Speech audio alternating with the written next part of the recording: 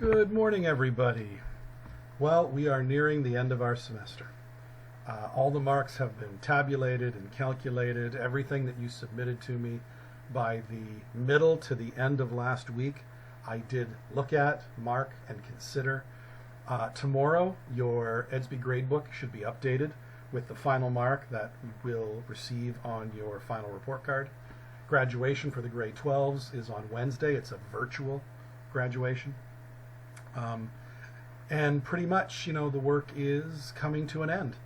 We're going to take another look today at the script for A Few Good Men, just to get a feel for what you can be ready to do in grade 11 when you have to write and film a movie, which, gee, we wished we had the opportunity to do in grade 10. But life is full of curveballs, and you have to learn to adjust. So let's open the script for a minute. Actually, more like 15 minutes. And to remind you from last week, the script introduced us to a major plot point. Somewhere in some military installation, two people assaulted a third person.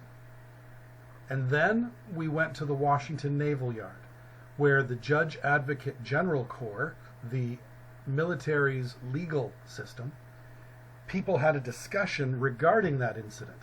And we learned that the two people who were involved actually ended up killing the third person. And they've been arrested for it. And a lawyer named Joanne Galloway is trying to get those defendants moved up to Washington in order to face trial. That has happened, but Commander West, one of the top guys in Joe Galloway's department, has decided that he is going to let Division assign the lawyer who will represent the two accused Marines. And so we were just about ready to meet that lawyer, Dan Caffey, who is going to be assigned to represent the two Marines, and he is going to be our main character. So, once again, if you look at the very top of the script, you will see that West basically blew off Galloway saying, "Don't worry about it. I promise you Division will assign the right man for the job." And then in the script, we like to convey emotion, we like to convey circumstance, we like to convey character and intelligence and personality, and all that stuff is going to happen in this portion of the script or screenplay. Cut to exterior softball field day. We're going to meet the right man for the job. His name is Lieutenant Junior Grade Daniel Alistair Caffey, and he's almost impossible not to like. At the moment, he's hitting fungos to about a dozen lawyers who are spread out on a softball field in the corner of the base.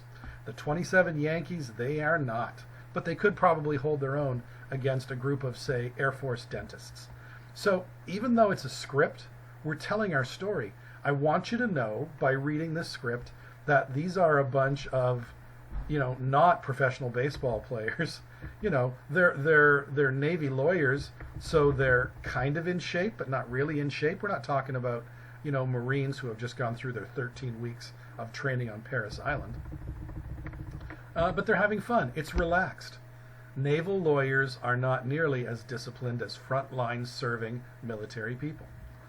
Caffey is in his late 20s, 15 months out of Harvard Law School, and a brilliant legal mind waiting for a courageous spirit to drive it.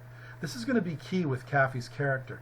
He is brilliant. He is smart. You are going to see in the scene that we are about to read how smart he is. But Daniel Caffey doesn't care. Joe Galloway cares, and she's smart, but she doesn't have that God-given ability to stand in front of people and be persuasive. Caffey, he is, at this point in his life, passionate about nothing except maybe softball. So he's calling out to his team, right? Caffey's a leader. He's running the practice. And so he yells out, "All right, let's get two." He smacks one to the second baseman. The ball bounces right between the second baseman's legs. The second baseman says, "Sorry."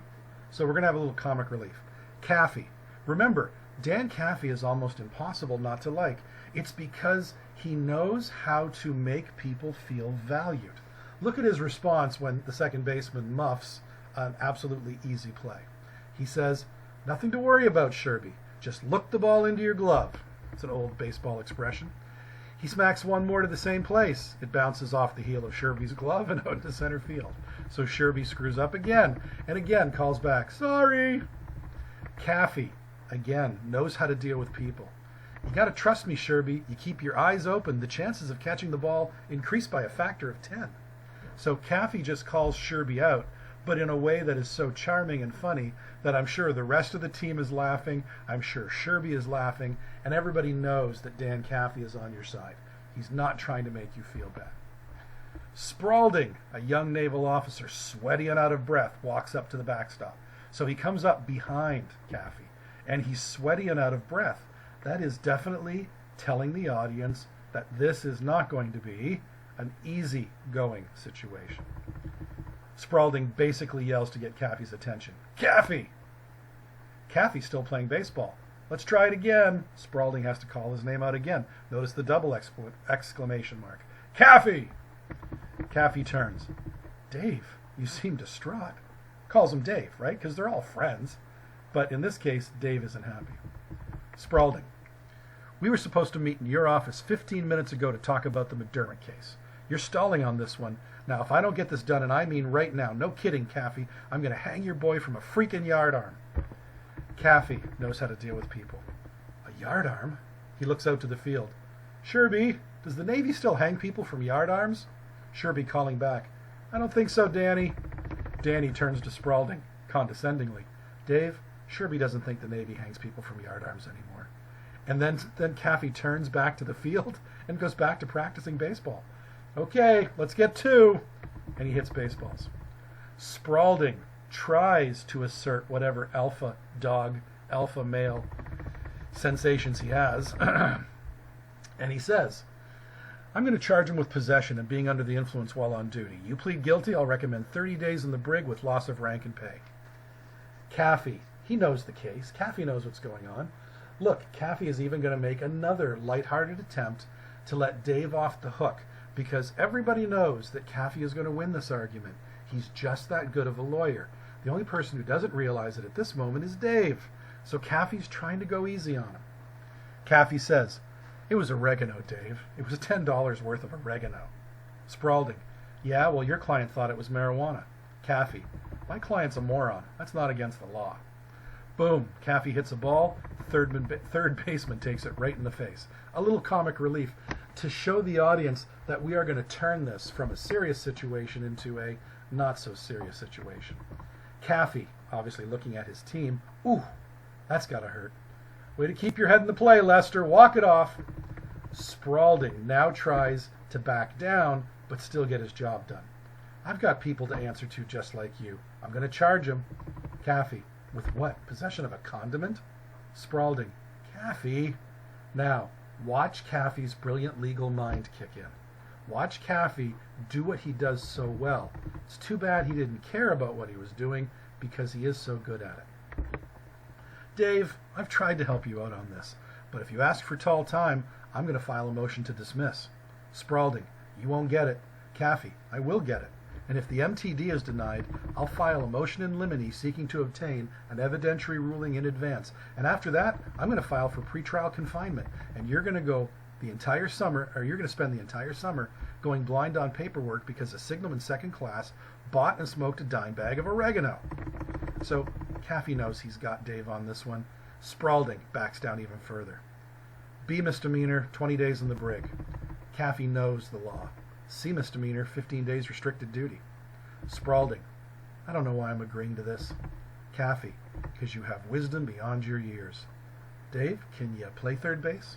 So even after this dressing down in front of the entire baseball team, Caffey invites Dave back into the friendship zone, wants to play baseball with him. It's just a game to Caffey. He doesn't really care. He just knows how good he is at things. Let's take a look at Caffey's co-workers. Interior, conference room, day. About 16 naval marine lawyers, several of whom are women, are taking their seats around a large conference table. A paralegal is handing out folders and some photocopied papers to the lawyers. We might notice that one of these lawyers is Lieutenant Junior Grade Sam Weinberg. Here's our third main character.